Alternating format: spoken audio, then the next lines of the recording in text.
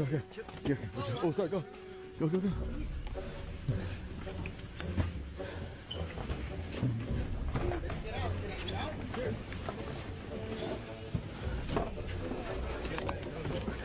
We all want games we enjoy to be popular, and after all, it means more people play with and money to put back into improving the experience, right? Well, sadly, this couldn't be farther from the truth, especially for what we're going to focus on today: Pokemon cards. It seems like the wrong groups of people have found their way into the community, and it's causing a lot of problems. Because of this, the game has gone from an exciting child's activity to all-out war.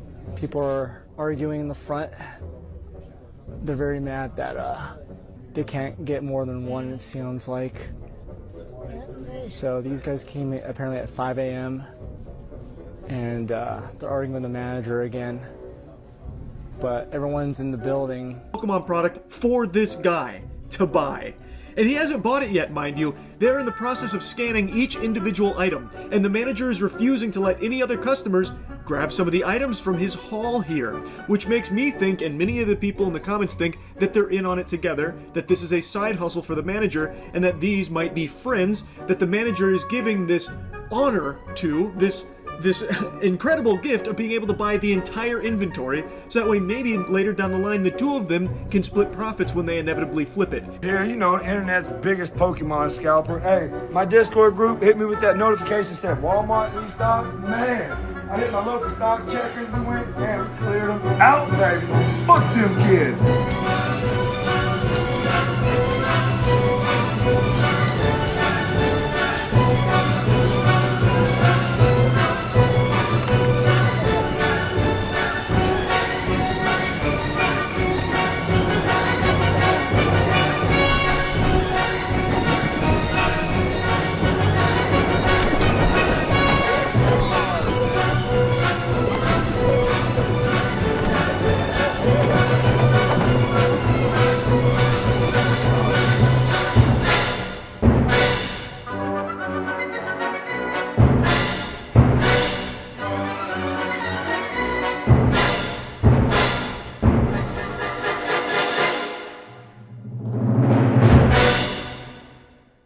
We all know that feeling all too well.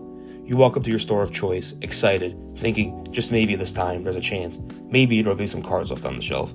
Even if it's just 1 or 2 packs, you'll still be happy. You eagerly walk into the store, head straight towards the card section, just to be met with a barren wasteland. Not a single pack in sight. This is the situation the modern TCG players and collectors know all too well. A few hours later, you go online and see your favorite content creator opening countless numbers of packs and hitting all the chase cards. But it leaves you wondering, why can't I just get one? At this point, I'm sure we all know the answer to that question, as it is also the topic of today's video. It's the scalpers, the people who camp out in front of GameStops, Walmarts, Targets, you name it, they'll be there. They gluttonously fill their carts to the brim, leaving just mere scraps behind for anyone else who isn't willing to camp out hours in front of a store just for a chance at a few packs. After they scoop up an entire store's worth of inventory, almost immediately they get to work. They'll list their hauls on eBay, whatnot, TCG players, anywhere you could think of that will sell cards online, with insane markups that almost double or triple MSRP. And depending on the set, it could go beyond that. Now with these prices, the casual collector, and more importantly, Pokemon's target audience, the kids, can no longer enjoy the hobby.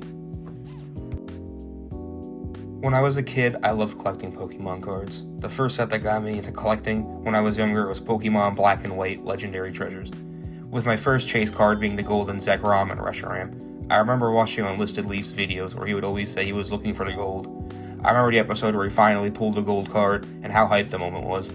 Unfortunately for me, I never hit my chase cards, but that's how my adventure began.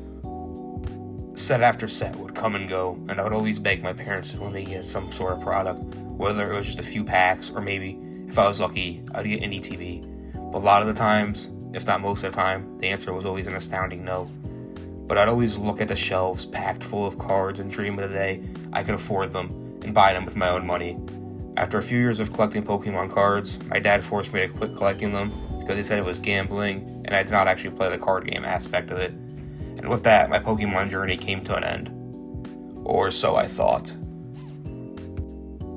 About a year ago, as of this recording, I got my second job working at a retail store, which regularly got in Pokemon cards, and I thought, why not, and pulled the trigger and bought a Pokemon 151 poster collection, which came with 3 packs and 3 promo cards, and a cool poster that I still have in my room. And when I opened these packs, I hit the full art Zapdos card and the common Charizard EX card.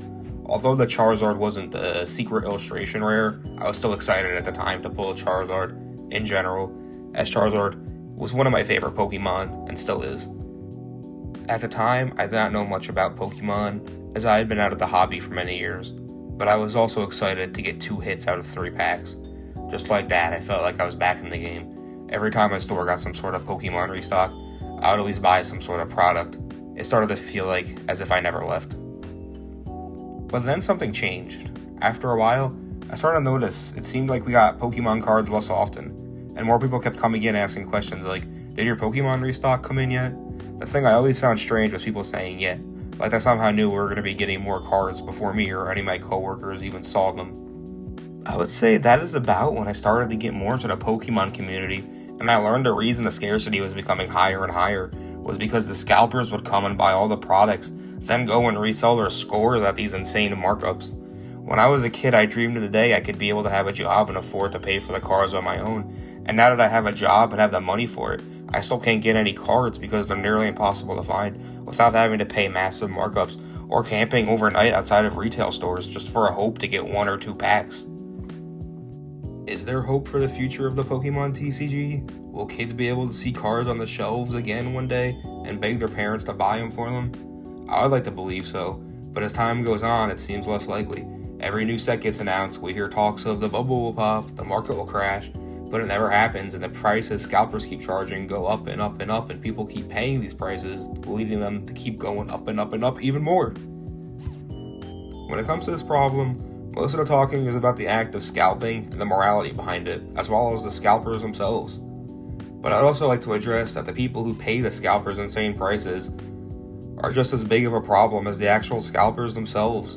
The fact that people are paying these outrageous prices is the reason the scalpers keep going out there and camping out and absorbing all the products. People need to realize their money talks, and they're paying these insane prices for Pokemon cards just tells the scalpers to keep going out and do it all over again. And I do want to say I understand that a large portion of the people paying these insane scalper prices are just parents who want to make their kids happy. But these parents need to understand that what they're paying is not normal. They're paying a high 100 to 200% markup, in some cases even more, of what they should actually be paying. And by the fact, if they just wait a little longer and stop paying these scalper prices, their prices are eventually going to go back down to a more affordable and reasonable price. So back to the question I asked before, is there hope for the Pokemon TCG? Unfortunately, there's no clear-cut yes or no answer. But it all really just depends on when people are going to stand up for themselves and refuse to pay the scalpers insane prices. How long is that going to take? It's hard to say. It could take 1 year, it could be 10 years. But what I can say is if you want the scalping epidemic to end, then you need to stand up for yourself and refuse to pay the scalpers insane prices. Because once people stop paying their crazy markups, and the scalpers realize they can't make their insane profits anymore, they're going to leave and move on to the next trend to start scalping, which will restore our hobby back to normal.